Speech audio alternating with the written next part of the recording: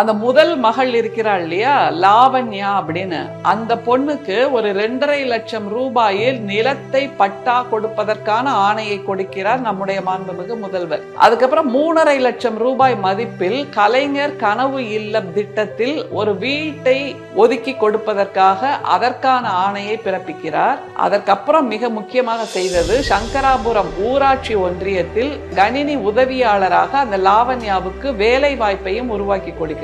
சரி, மூத்த பொண்ணுக்கு கவனிச்சாச்சு, மற்ற குழந்தைகள் என்ன பண்ணுவாங்க அப்படிங்கிற ஒரு கேள்வி இருக்குல்ல. மற்ற 2 மகள்கள், கூடுதலாக அந்த மகன், இவர்களுக்கு மாதா மாதம் 2000 ரூபாய் உதவித்தொகை அன்புக்கரங்கள் அப்படிங்கிற திட்டத்துல கிடைக்கிறதற்கான ஆணையை கொடுக்கிறார்.